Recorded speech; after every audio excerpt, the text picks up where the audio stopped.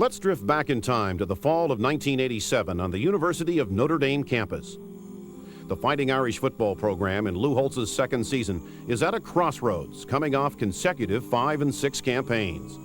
Later that fall, sophomore Tony Rice inherits the Irish starting quarterback job. Veteran senior flanker Tim Brown goes on to win the coveted Heisman Trophy in December. But it was back in August of '87 that a group of freshmen enrolled at the university and first put on the blue and gold uniforms that identify them as Notre Dame.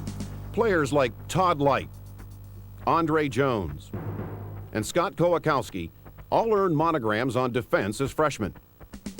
Ricky Waters and Tim Ryan did the same on the other side of the ball. For some, like Chris Zorich, Mike Helt, Bob Dahl, George Williams, Greg Davis, Tony Brooks, Winston Sandry, and others, their time would come.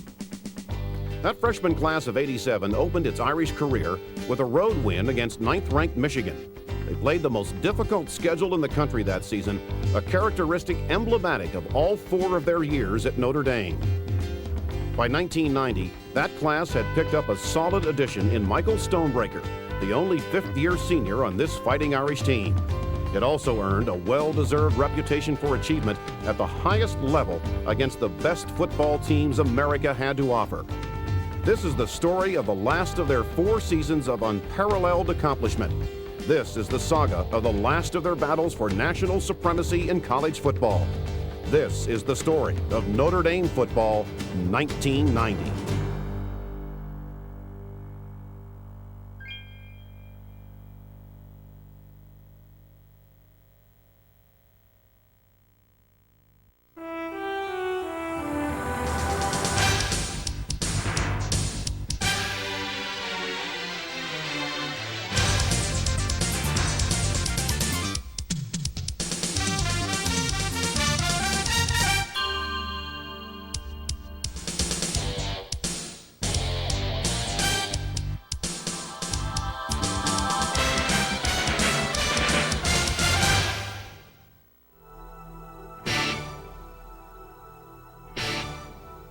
Thanks to Miami's season-opening loss to BYU, Notre Dame came into its 1990 opener holding the same honor it owned most of the previous season, the #1 ranking. But Lou Holtz had his share of concerns about his own team and 4th-ranked Michigan. I see some things that lead me to believe that we have a chance to be a good offensive football team, but it is not at the present time. I think Michigan's ability to run the football always scares you, and then their ability to throw the ball with Gerbeck. While Holtz pondered how well Irish newcomers would perform at quarterback, on the offensive line, and in the secondary, first-year Wolverine coach Gary Moeller was intent simply upon ending Notre Dame's 3-year winning streak against Michigan. But his team's start proved anything but auspicious as John Vaughn fumbled on the second play from scrimmage and Greg Davis recovered on the Michigan 26. Junior fullback Rodney Culver set the tone for the Notre Dame ground game on first down, and sophomore quarterback Rick Meyer optioned his way into the end zone 5 plays later. Double tight end for the Irish.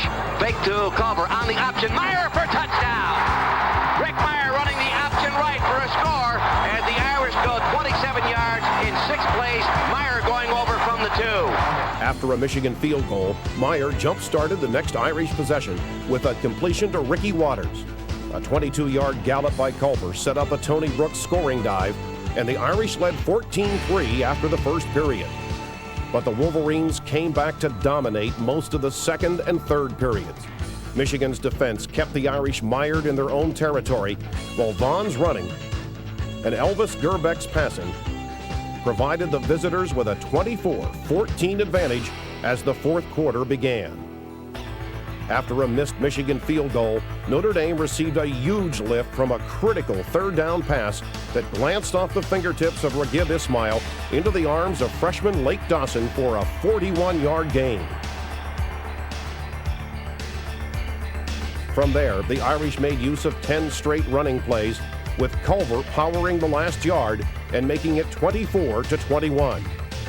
Both teams came up with key interceptions to call a halt to scoring opportunities. Michael Stonebreaker grabbed onto a Gerbeck pass in the end zone. Then, after a 35-yard scamper by Raghib Ismail, Veda Murray did the same for Michigan.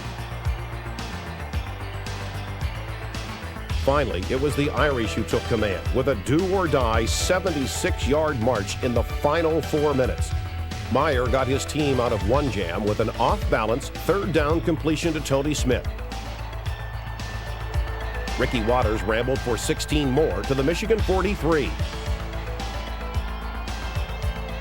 Then, on 1st and 10 from the 18, Meyer found sophomore flanker Adrian Jarrell between a pair of defenders for what proved to be the winning points. Michigan's last hope was snuffed out by Reggie Brooks' pickoff on 1st down as Notre, but they couldn't have scripted a more scintillating conclusion for CBS Sports' national television audience as the Irish debuted with a victory against a team that turned out to be as powerful as any they would play all season.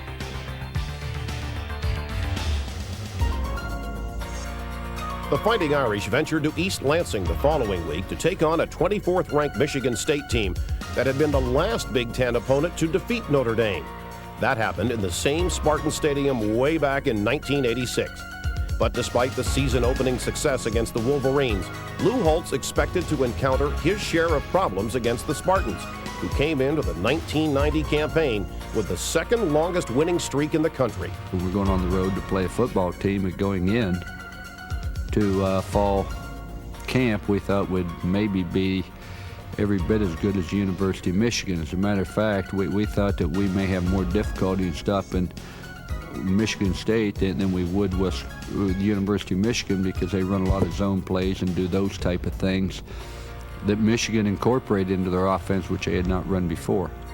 Similar to the Michigan game the previous week, Notre Dame jumped out to a first-period lead against the Spartans. Regib Ismail nearly got loose on a punt return. Then, his 19-yard gain on an end around moved the Irish inside the Michigan State 20. Ricky Waters' 5-yard run made it 7-0 to cap a 41-yard drive for the Irish.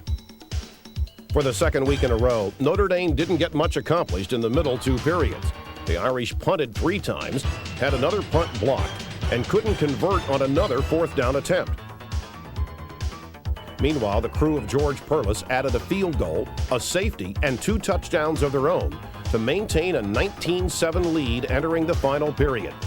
For the second straight Saturday, Notre Dame was equal to the task. The Irish earned one of those touchdowns back on a workmanlike 16-play drive that lasted nearly 8 minutes. Rick Meyer recorded the 2 biggest gains himself on scrambles for 11 and 12 yards. But the key play for the 66-yard march was a critical completion to Rodney Culver on a 4th and 8 situation from the Spartan 27. Waters' second scoring run made it 19-14 with 13 minutes left. Notre Dame's defense did its part in the final period as a Michael Stonebreaker interception again thwarted a Spartan scoring threat, and the Irish pass rush put the stops to Michigan State quarterback Dan Enos. The game once again came down to Notre Dame's final possession, with the Irish starting from their own 19 with 5:15 left on the clock. Meyer got the drive off to a big start, finding a wide-open Derek Brown on 1st down for 19 yards. Again, the Irish converted impressively on 3rd down, with Meyer throwing once to Tony Smith on 3rd and 4, and then to Tony Brooks on 3rd and 9. Then, for the second straight game, Adrian Jarrell came up with a pass reception that planted his name in the headlines. Meyer rolling out to the right side, looking to throw. Had a man open, fired the pass. It is caught by Jarrell after it went off a Michigan State defender. Can you believe that? 3 plays later, Rodney Culver traveled the final yard to give Notre Dame the lead. The Irish defense protected the 20-19 advantage for the final 34 seconds as Notre Dame celebrated its move to 2-0 by the slimmest of margins.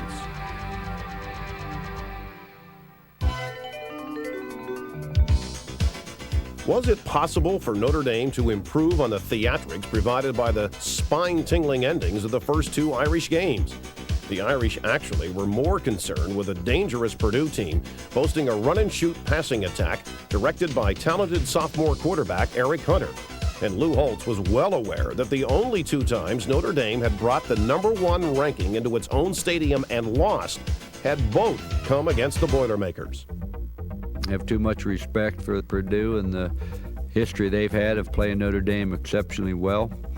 All you have to do is look at them on film, see them against University of Washington, understand that Washington beat them 31 to Southern Cal 31 to nothing, and struggled with Purdue, and that game could have went either way.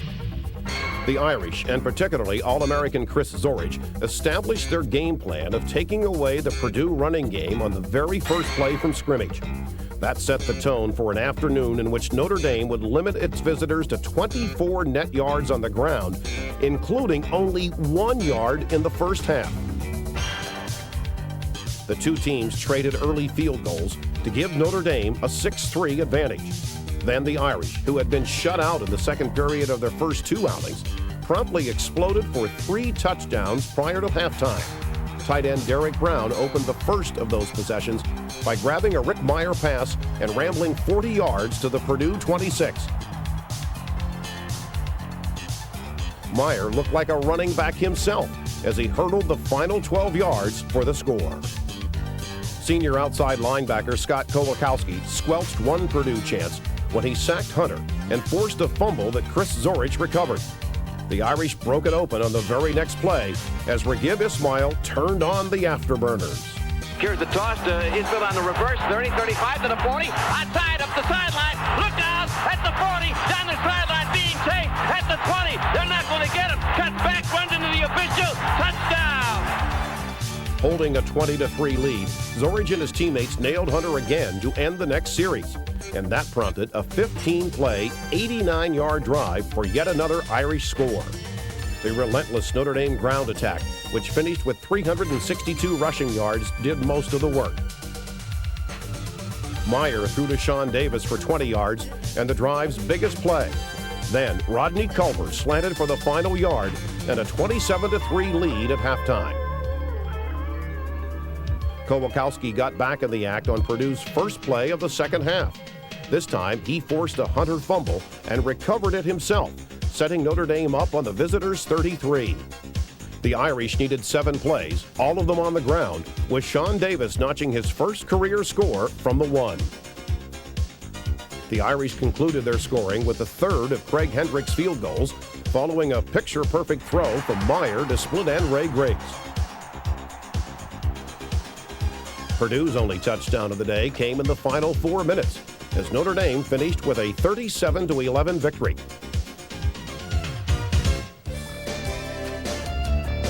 Notre Dame entertained Stanford in its second of 4 straight home games, this one against a Cardinal team with a deceiving 1-3 record.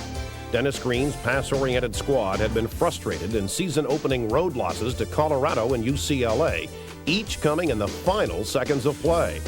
I look for the same type of game as last year. Hopefully we'll cut back on our penalties, won't self-destruct. It should be an excellent football game. Notre Dame took the opening kickoff and moved impressively downfield on an 80-yard march that took up almost half of the first period. Rodney Culver gained exactly half that yardage himself, rumbling for 18 yards on a delay, then 22 more on a counter play up the middle. Meyer needed only 1 completion to Tony Smith during the march, and he finally went the last yard himself for a 7-0 lead. The first of what turned out to be a trio of damaging errors on punt returns set the Cardinal up at the 9, and Glenn Milburn required only a single play to tie the game. After a Craig Hendrick field goal, the Irish defense got into the act. On first down from the Stanford 20, George Williams and Chris Zorich combined to pressure Jason Columbus, and the resulting fumble was recovered by Devon McDonald. Meyer took only 2 plays to punch it in, hitting Smith from 11 yards out for the touchdown. Notre Dame smothered a Cardinal punt next and again took over deep in enemy territory. Once again, Meyer needed only a pair of downs, finding Smith again for the score that made it 24-7 with 6 minutes remaining in the half. But the visitors rebounded with an 80-yard march late in the second period to go with a 62-yard excursion on their initial second half possession to pull within 24-22. The Irish came right back with an impressive 80-yard drive of their own, with Meyer finding Adrian Jarrell for 35 of those yards. After Culver slammed in from the 1, Notre Dame led 31-22. But a nifty defensive series by the Irish was negated when they mishandled a second Stanford punt, and the Cardinal threw deep to Ed McCaffrey on first down. 3 running plays later, it was 31-29 as the third period concluded. The Irish got a break midway through the final quarter when Stanford kicker John Hopkins pulled a field goal attempt wide. But the Cardinal wasn't finished yet, twice converting on third down and once on fourth after taking over at the 6:14 mark. Stanford made use of the last of Tommy Vardell's 4 one-yard touchdown runs to take a 36-31 lead with just 36 ticks remaining on the clock. A half minute turned out to be almost enough time for Meyer and his teammates to author what looked like another improbable comeback. On first down from the 30, Meyer found a leaping Sean Davis for 26 yards. After an incompletion, he zeroed in on Tony Brooks on the dead run for 21 more. Another incompletion left 6 seconds for the Irish, just enough for one final throw by Notre Dame's sophomore quarterback. Here's Meyer rolling to the right, looking for Tony Smith. Comes to the left side to Derek Brown. He's down, dropped the ball in the end zone. It was 6 points, and this football game is all over. To an end came Notre Dame's 19-game home field winning streak that dated back to a 1986 defeat against Penn State. It marked only the third time in 36 years that the Irish had brought the #1 ranking into Notre Dame Stadium and lost.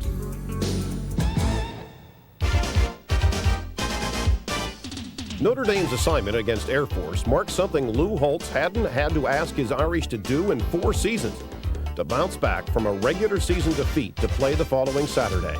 I am not as concerned about Air Force I am about our own football team, and I'd say that no matter who we were playing this week. I'm concerned about our football team and our approach and how well we're going to react. I know Air Force, a type football team, you don't beat them just because you have better personnel. We have better personnel than Air Force, and I mean, there's no question about that. But when you play the wishbone or play Air Force, you better do it with discipline, and you better be able to execute. While a defense littered with freshmen in the secondary continued to develop, sophomore Rick Meyer and his offensive troops put on a show that would rival any the Irish would display all season. Meyer, who completed 6 passes to Raghib Ismail for a career-high 172 yards, wasted little time making that connection work. On Notre Dame's third play from scrimmage, he rolled left and found Ismail for a 42-yard gain down to the Falcon 8. Craig Hendrick eventually settled for a 28-yard field goal. But that and a second period punt marked the only times the Irish were kept out of the end zone all afternoon. The Notre Dame kicking team went to work next as senior Ryan Mahalko blocked the first of 2 Air Force punts. Nick Smith recovered at the Falcon 2, and Dorsey Levens, making his only start of the season coming off summer knee surgery, swiveled over the goal line for 6 points. Mahalko duplicated his earlier effort on the next Air Force possession.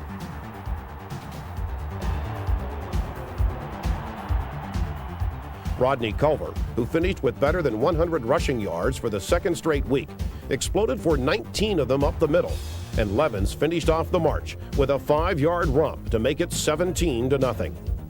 After an Air Force touchdown, Meyer hooked up with Ismail again, this time on a picture-perfect post pattern that netted 52 yards and a 24-7 advantage. Taking over again with just 1:44 left in the first half, Meyer moved the Irish relentlessly, throwing impressively to tight end Derek Brown for 3 big plays. The last of those enabled Notre Dame to exit at halftime with a commanding 31-7 edge. Falcon problems with the kicking game continued as the second half commenced. Here comes the snap now. Fumbled the ball, picks it up, and he's going to try to run it out of the end zone. He's tackled for a safety. The Falcons had been purposefully punting the ball out of bounds all day, but this time they kicked it away to Ismail, who promptly brought it back 34 yards to set up another Hendrick field goal. Notre Dame's next touchdown drive benefited from the Meyer to Ismail combination once again. A leaping catch in traffic accounted for a 36-yard play, with Ricky Waters finishing off the possession 4 plays later.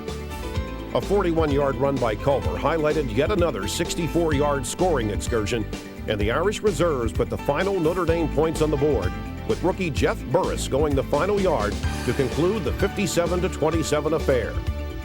The Irish finished with 542 total yards and displayed noteworthy resiliency in rebounding from the Stanford disappointment. But Notre Dame knew it would need even more than that the following week, with a hurricane on the horizon.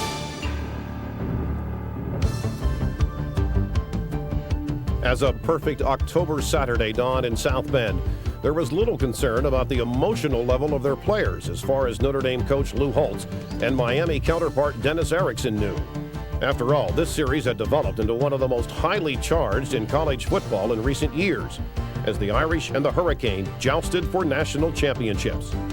But with Miami dominating the scoreboard in many of the recent confrontations, Holtz had a much more basic concern.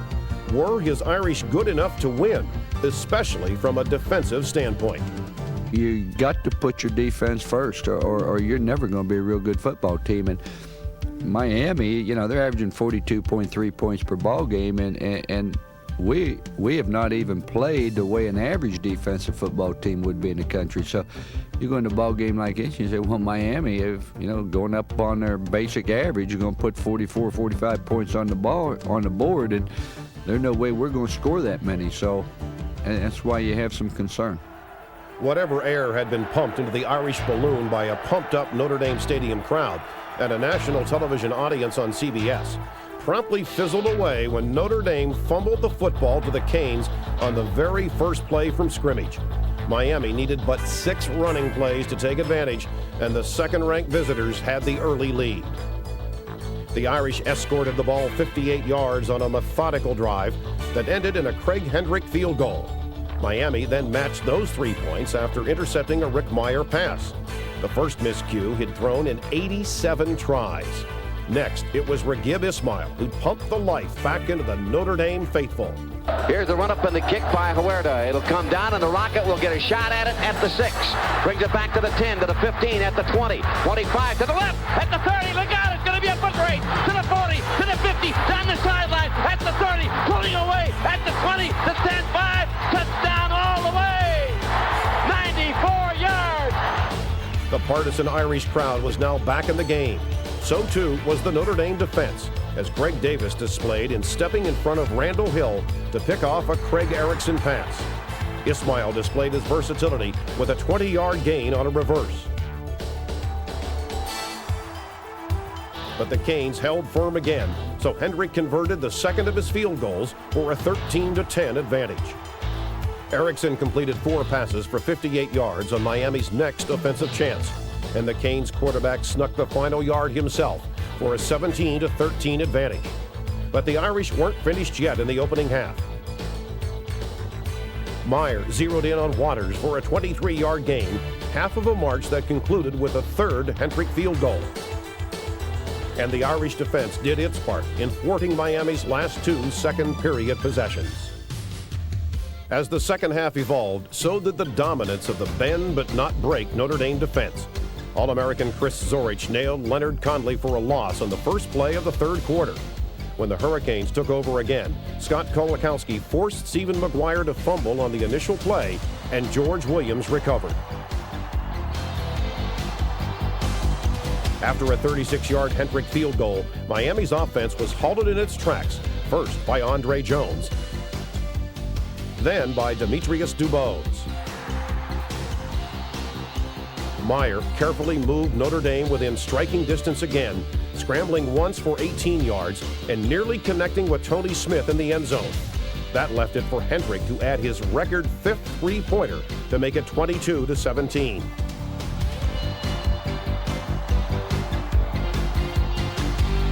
Next came what turned out to be Miami's only scoring of the final 30 minutes. Erickson threw the ball 7 times. Then, from a 1st and goal at the 8, the dogged Irish defenders forced 3 straight incompletions. That permitted Carlos Huerta to connect to trim the deficit to 2 points. After a Notre Dame punt, All-American cornerback Todd Light bailed the Irish out by hauling in an errant Erickson toss at his own 8. With the cat-quick Ismail now operating at tailback, the Irish took advantage of a Miami defense that was on the field for more than 21 minutes of the second half. First, he took a pitch down the right sideline for a 16-yard gain. Next, on a reverse, he turned the corner for 28 more. Then, facing an all-out blitz on 3rd and 4, Meyer dropped the ball off to Rodney Culver, and he knifed his way into the end zone for the 21-yard scoring play. Trailing 29-20, Miami wasn't finished yet. The Canes swept quickly into Irish territory, but Greg Davis knocked the football away from Conley, and Stonebreaker recovered at the Notre Dame 2, and that's the last Miami would see of the football. Meyer used 9 running plays and a pair of third down conversions to run out the final 4 minutes and 44 seconds on the clock.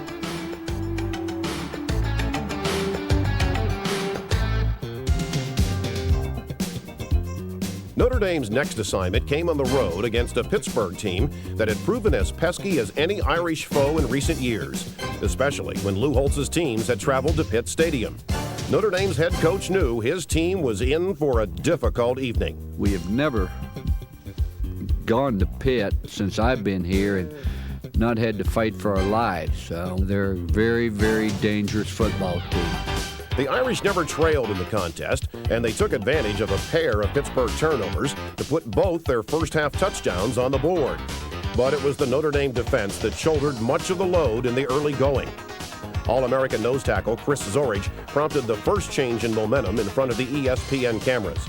He forced Kevin Williams to fumble on the Panthers' 3rd possession, and Devon McDonald recovered on the Pitt 16-yard line. From there, the Irish required just 4 running attempts by Rodney Culver and Tony Brooks to grab an early lead, with Brooks advancing the final 2 yards.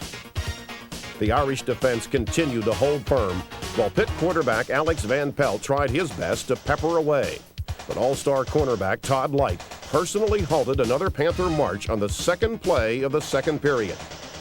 The Irish looked impressive while 3 times converting on 3rd down, first on a 7-yard rush by Brooks, next on a 15-yard completion from Rick Meyer to Sean Davis, and finally on a Culver carry up the middle. Brooks made it 14-0 with his 28-yard gallop up the gut of the Pitt defense. The Panthers drove all the way to the Irish 3 on their next possession, but Scott Kolakowski and the Notre Dame stock troops rejected Van Pelt on his 4th down attempt. Leading 14-7 at the half, Notre Dame increased that advantage by scoring on the opening opportunity of the second half. After Meyer threw for 49 yards to Ismail, Craig Hendrick knocked through a 39-yard field goal for a 10-point Irish lead.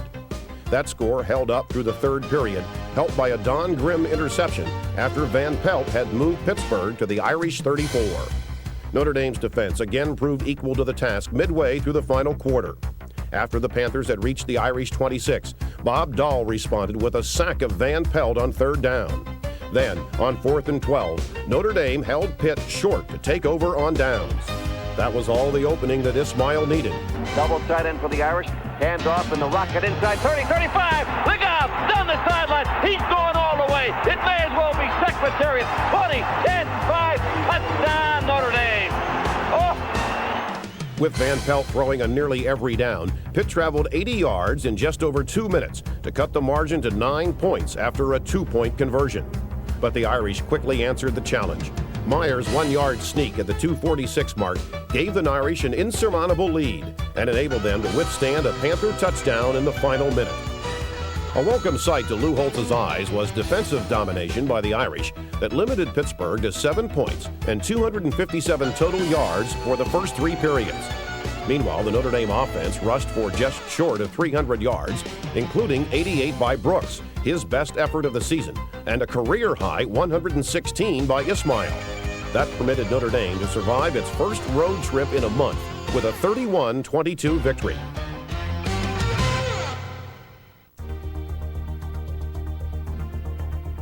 Now ranked 2nd in the country, the Irish entered their matchup with Navy at the Meadowlands as prohibitive favorites against a midshipman team that had dropped 3 of its last 4. But Notre Dame could ill afford to take for granted a game that included a renewal of old coaching compatriots Lou Holtz and George Chomp from their days as assistants under Woody Hayes at Ohio State. If you want to read a book on trick plays, Navy wrote it this year. I mean, they're going to run 3, 4, 5, 6 reverses in a football game. Against Virginia, they ran 4 different reverses. You say, well, that's not unusual, but now I want you to hear what I'm going to say, in a row. So you just have to be ready for everything. I have a lot of respect for George. He's an excellent coach and has great rapport with his players. He's very, very intelligent, and he has unbelievable patience. Little did Holtz and the Irish know early in the week that Chomp would junk his pro-style, pass-oriented attack to revert to the wishbone and force a variety of game adjustments by the Notre Dame defensive troops. Neither team displayed all that much offensive muscle in the early going. The Naval Academy used nothing but running plays to move to the Irish 18 with the opening kickoff before missing a field goal. The Irish responded by going 80 yards the other direction in a workmanlike possession that didn't feature a gain over 10 yards. Freshman Jerome Bettis' first touchdown of the season made it 7-0. Navy's first pass of the day accounted for 44 yards to the Irish 12 as the first period ended, when halfback Jason Pace carried for the 7th straight time to make it 7-7. Notre Dame knew it was in for a tussle. Rick Meyer went to the air, throwing twice to rookie Lake Dawson for gains of 20 and 13 yards on the way to a Craig Hendrick field goal. But the Middies matched that as well to cap a 68-yard drive and tie the score with just 14 seconds remaining in the first half. Notre Dame did its best to dominate the third period, scoring on its first 3 possessions and holding Navy without a first down on its first 3 attempts. Meyer fired to Ismail on the first play of the second half, and Rodney Culver managed 7 of his 36 rushing yards during that drive alone to make it 17-10. When Greg Lane and Devon McDonald stopped Navy on 4th down from its own 44, the Irish set themselves up in prime position. This time it took 5 plays before Ricky Waters went the final 2 yards. After Notre Dame's defense held again, Meyer launched a 3rd straight possession with a 20-yard passing gain, this time to Ismail. Then on 3rd down, the Irish sophomore quarterback found himself all alone and zipped 30 yards into the end zone. The Middies kept things interesting by recovering an Irish fumble at the 19 and scoring in 4 plays to cut the margin to 14 points. But the Notre Dame offense was simply relentless, taking over in enemy territory after a Navy punt. Meyer again zeroed in on Ismail, this time for a 21-yard gain. Bettis added a 19-yard run of his own, and Tony Brooks made it 38-17 with 9 minutes left in the game. Once again, Navy responded with Alton Grizzard leading the Middies 80 yards in 12 plays to keep them within striking distance. It was left for Ismail to deliver one of the finishing punches. He took this toss from Meyer for 54 yards and a 45-24 lead.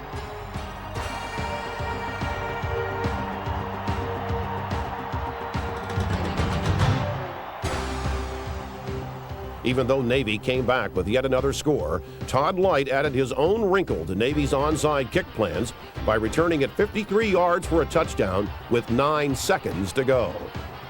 The 52-31 Notre Dame victory may not have been artistic, but it was good enough for the Irish, who survived without Chris Zorich to vault into the #1 spot in the polls following Virginia's loss to Georgia Tech.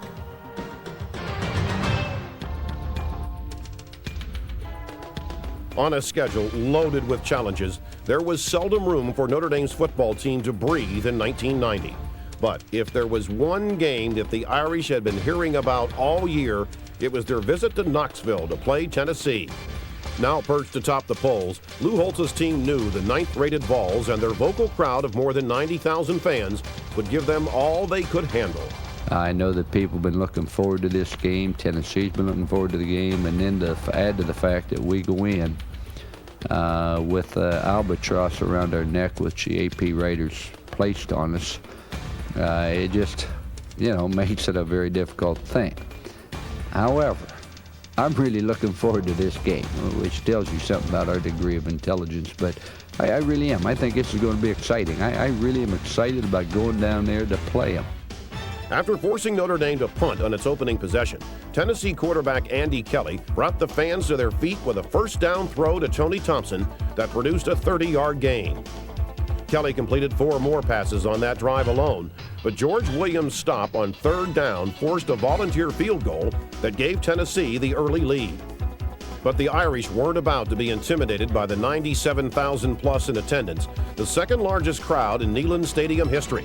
On 1st and 10 from his own 41, Rick Meyer found fullback Rodney Culver all by himself down the right sideline, and the completion was good for 6 points. Tennessee marched back to the Irish 5 before settling for a field goal, and Notre Dame did the same, driving to the Volunteer 9 following a couple of impressive runs by Tony Brooks and Ricky Waters. The well-played first half ended with the Irish on top 10-6 without either team turning the ball over. After throwing 26 times in the first half alone, Tennessee went right back to that strategy as the third period began. Kelly's hookup with speedster Carl Pickens, good for 33 yards, moved the Vols deep into Irish land.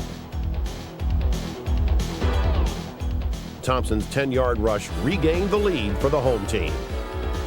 Notre Dame needed just 2 plays to return the favor. On 2nd and 10 from the Irish 34, Ricky Waters found an opening up the middle and broke a handful of tackles on a scoring run that put the visitors back on top, 17-13.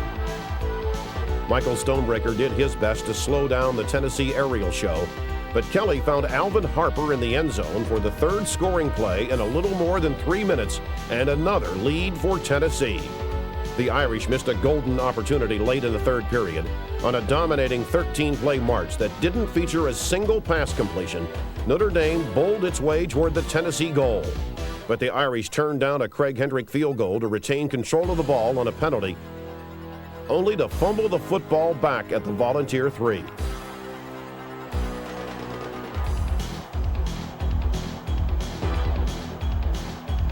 Regib Ismail quickly made amends for the miscue after Tennessee couldn't move the ball past its own 10.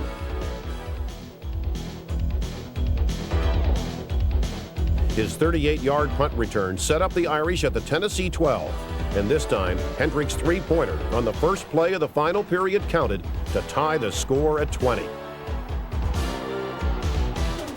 Stonebreaker set the tone for Notre Dame's run defense time and time again. But a critical conversion on 3rd and 15 got Tennessee close enough for a field goal to go back on top. Forced to punt once, the Irish tried again from their own 43 with less than 7 minutes remaining. The Tennessee fans seemed to turn the noise up a notch, but it didn't bother the Irish. Meyer connected with Culver for 20 yards on first down, and then it was all Ricky Waters from there. Taking consecutive runs for 13, 14, and 10 yards, the senior Irish tailback was on his way to a career-best 174-yard day. And it was this play that gave Notre Dame a lead it wouldn't give up.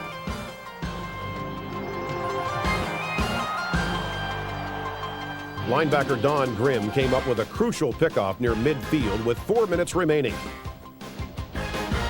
And Regib Ismail took matters into his own hands, skirting right end for 44 yards and a 34-23 Irish lead. Now it was up to the defense. Throwing on every down, Kelly marched his team 68 yards in 10 plays in less than 2 minutes to cut the margin to 34-29 at the 1:44 mark. Then, when the Vols retained possession on an onside kick, they held one final chance to win. Kelly completed 3 straight passes to take Tennessee from its own 46 to the Irish 21. Then, on 1st and 10, cornerback Rod Smith made a saving interception. Kelly back to throw, fires the pass, man open, intercepted by Rod Smith in the end zone. Gonna run it out, 5, 10, 15, and knocked down at the 17-yard line. Rod Smith come out of nowhere to make the interception. Tennessee had thrown for a school record 399 yards, but the Irish responded with 316 rushing yards of their own to hold off the eventual Southeastern Conference champions. For the Irish, it marked the 4th win over a top 10 team in their last 10 outings. There's seldom or many secrets when Penn State comes to town, as the Nittany Lions did for the Notre Dame home finale in 1990. And it was no secret to Lou Holtz what made the Nittany Lions tick. They're going to run it an awful lot. They're going to go, and Saka has the ability to throw the football. It's not a one-dimension football team by any stretch of imagination, but what they do rather conservatively, and they can afford to do that because of the nature of the defense and how well they play. The Irish were never headed after they took the opening kickoff. Rick Meyer connected with Tony Smith for 18 yards on 3rd and 8. Then, Ricky Waters negotiated the final 22 yards with a nifty cut against his home state team on his way to a 114-yard day. After Scott Kolakowski tripped up Tony Saka, Notre Dame's offense went on the loose again. Another key third down pass, this one to tight end Derek Brown, proved to be the big play of this excursion. This time it was senior Tony Brooks finishing the last 12 of the 59 yards for a 14-0 lead. Penn State came back with a touchdown of its own, but the Irish took up the majority of the second period with a 92-yard, 16-play scoring march that took up nearly 7 minutes. 3 times Notre Dame converted on third down, the first 2 on passes from Meyer to Raghib Ismail. Meyer added yet another completion to Sean Davis for 23, and then went the final yard himself. The Irish had most everything their way in a first half that ended with the home team on top 21-7. Most impressively, they converted on 12 of 13 third down plays. But little did Irish fans know that Ismail was finished for the day due to a bruised thigh muscle. And little did they know how completely Penn State would turn the tables in the second half. The Nittany Lions got the first break when an interception set them up at the Irish 11. The visitors needed 3 plays to cut the lead to 21-14. With Ismail out of the game, Penn State gambled defensively, and its success in that area consistently kept Notre Dame bottled up during the second half. Saka's throwing enabled the Nittany Lions to tie the score with 7:15 remaining in the game.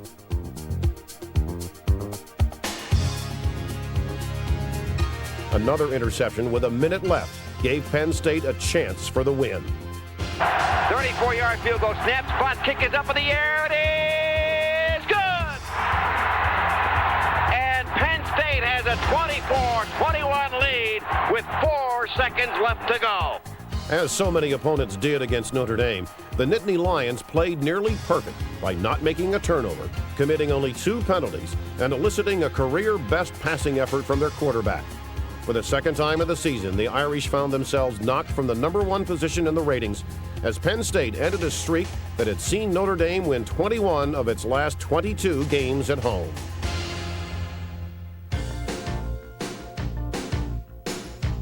Lou Holtz wasn't sure how his Irish would react to seeing their national title hopes dimmed, despite an expected Orange Bowl invitation that loomed in the distance.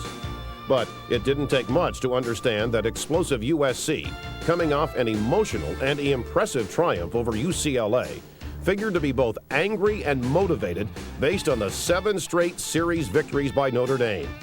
On top of that, Todd Marinovich and his Trojan mates had proven to be a darn good football team. Last year, they predominantly featured Todd Marinovich, in his passing. Now they're more of a running team, run a little bit of option, do a variety of things along that line, and I think that they're every bit as productive as what they have been in the past. I think offensively, this football team's every bit as good as the Southern Cal teams that we faced in the past, only it's a little bit more balanced and presents a few more problems to you because of it.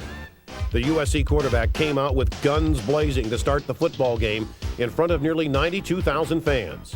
He completed his first 2 passes to Gary Wellman for 14 and 12 yards and got the Trojans started impressively on a 73-yard march. But from 1st and goal at the Irish 9, Notre Dame's defense responded, and Quinn Rodriguez had to settle for a field goal. Michael Stonebreaker helped keep the Trojans at bay on their following possession, and the Irish responded by driving from their own 4 for the tying points. Tony Brooks took a pitch for 23 yards to jumpstart the Irish offense. The 18-play sequence also featured a 4th down conversion by Rodney Culver near midfield. stopped once they reached the Trojan 12. The Irish took a 30-yard field goal by Craig Hendrick to make it 3-3. Meanwhile, Notre Dame's stop troops continued to shine, continually harassing Marinovich and stopping the vaunted USC rushing game cold with just 29 net yards all day.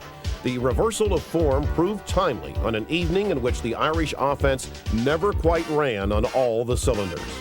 The Trojans drove 61 yards for a field goal on their first second-half opportunity, but the visitors responded with the only touchdown march of the night. Starting from their own 31, they converted 3 times on third down. Ricky Watters carried 4 straight times for a cumulative 30 yards before Tony Brooks took the pitch for the final yard and a 10-6 lead. From there, it was all defense for Notre Dame, with its all-stars leading the charge. Veteran Chris Zorich ended one Trojan chance with a third down sack on the final play of the third period. With Craig Hendrick doing his part with consecutive fourth period punts of 53 and 52 yards, the defense responded one last time. The Trojans came up barely short on fourth down into Notre Dame territory, and the Irish took over with 1:05 to play.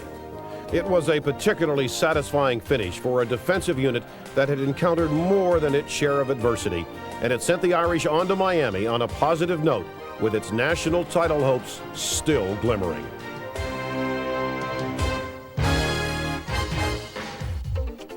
For the second straight year, Notre Dame jetted to Miami for the Orange Bowl to play Big 8 champion Colorado in a matchup that bore more than its share of similarities to 1989. For the second straight season, Colorado came in ranked number 1. For the second year, Notre Dame ranked among the top 5, coming off a late-season defeat. The two teams combined to provide a brilliant list of marquee stars. Lombardi Award winner Chris Zorich, and '89 finalist Kanavis McGee, Butkus Award winner Alfred Williams, and finalist Michael Stonebreaker. Heisman Trophy finalists Forgive Ismail, Eric Bieniemy, and Darian Hagan, and '89 Thorpe finalist Todd Light.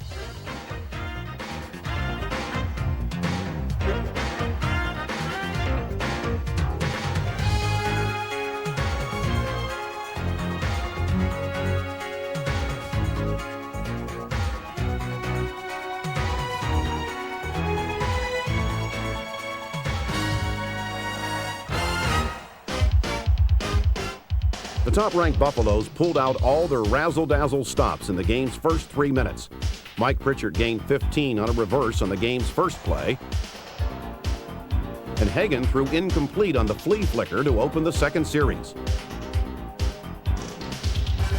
In between, the Buffs committed a potentially damaging error when punter Tom Ruin mishandled the snap, but Rick Meyer's attempt to get the ball to an open Forgive Ismail down the right sideline resulted only in the first of 5 turnovers. The Irish moved ahead in the field position battle by downing a punt at the Colorado 3. Ismail's eventual punt return then set the Irish up in prime Buffalo real estate. But this time, Craig Hendrick's booming field goal attempt from 50 yards banged off the right upright. Colorado bounced right back with a 63-yard march that stalled at the Notre Dame 5 and resulted in a Buffalo field goal. Then it was time for Notre Dame's most productive drive of the night. Meyer began by completing successive passes to Ismail. Rookie Jerome Bettis came up with the longest play of the drive on an 18-yard rush. 4 plays later, Ricky Watters took it in from the 2, and after Colorado blocked the point-after attempt, the Irish led 6-3, and that's how the first half ended.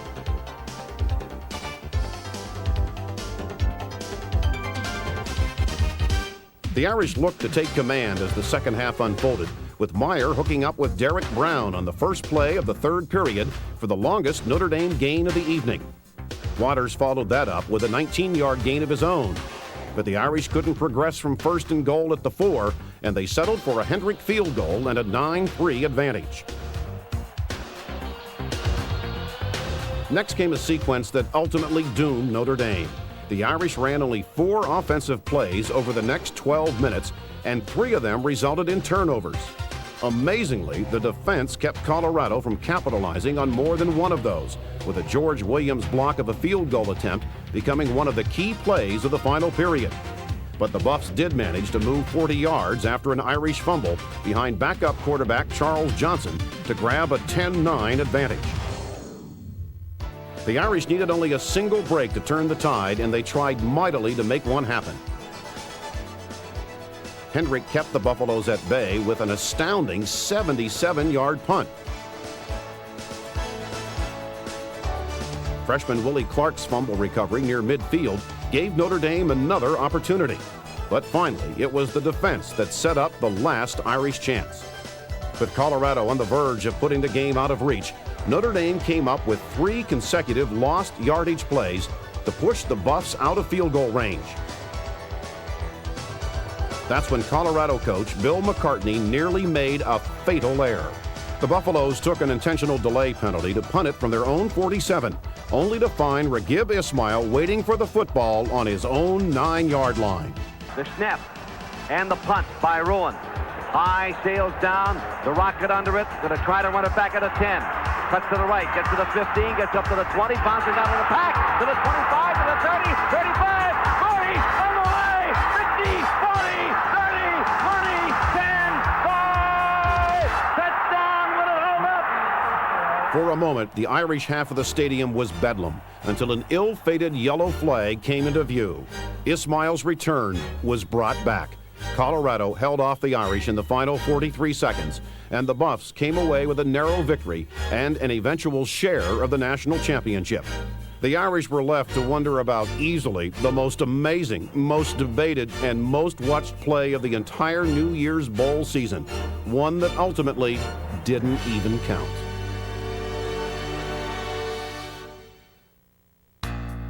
Though the Irish left the Orange Bowl turf with disappointment in their hearts, the defeat could hardly overshadow the amazing and unmatched list of accomplishments left behind by the graduating seniors.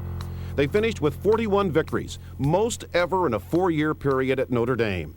Of their 8 losses, 6 came on the road, 5 came to ranked teams, 5 came by 8 points or less. They vanquished 18 teams ranked in the Associated Press poll, with 13 of those victims standing in the top 10. That's a mark that is unprecedented at Notre Dame and possibly in college football history. They played in postseason bowl games for 4 straight years for the first time in Notre Dame history. They finished with 3 straight top 6 rankings in the polls, the first time that has ever happened at Notre Dame in 20 years. They won a record 23 straight games as sophomores and juniors, claimed 1 national championship, and barely missed on 2 others. They held the #1 ranking for an unmatched 25 weeks over their last 3 seasons, and they also went 3 straight years without losing at home. And all this came against schedules that the NCAA rated the most difficult in the country in 1987, 88, and 90. There's no better way to indicate the difficulty of that challenge than to note that of the 49 games played by the Irish in 4 years, 31 of those opponents advanced to play in postseason bowl games. That's the impressive legacy left behind by the seniors who finished in 1990. That's a record to be cherished by captains Mike Helt, Ricky Waters, Chris Zorich, Todd Light, and their Fighting Irish teammates. That's Notre Dame football, 1990.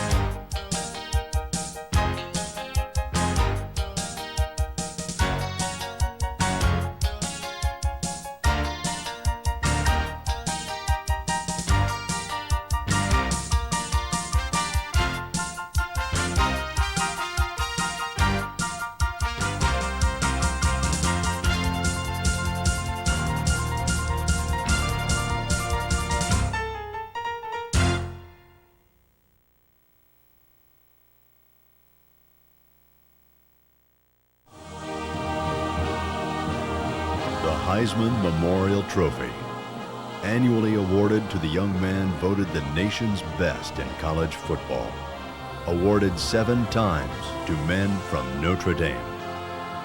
Now available on video cassette, the Notre Dame Heismans. To order, call 1-800-345-5027 for the Notre Dame Heismans on video cassette.